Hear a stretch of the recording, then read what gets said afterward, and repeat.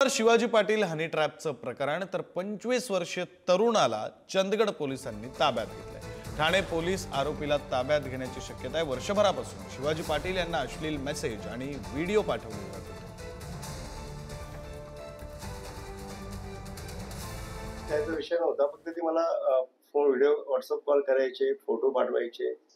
तर मी एकदा मग ब्लॉक केला आणि एकदा दुसऱ्या नंबरने परत पाठवायचे, व्हिडिओ कॉल करायचे, परत मी ब्लॉक केला। असं वारंवार 1-2 वेळा घडलं। त्यानंतर मी समोरच्या व्यक्तीला सांगितलं, बाबा मी पोलीस कंप्लेंट करतोय, तुम्ही असं काय पाठवू नका।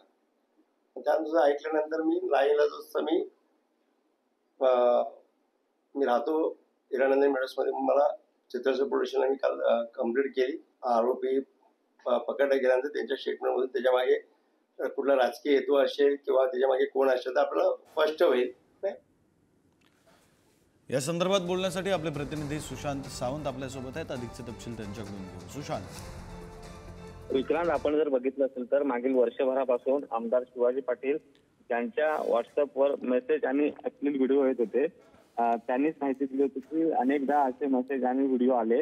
याबाबत त्यांनी पोलीस स्टेशनला तक्रार दाखल केल्यानंतर आता चंदगडमधून 25 वर्षीय पवन पवारला पोलिसांनी ताब्यात घेतलेला आहे।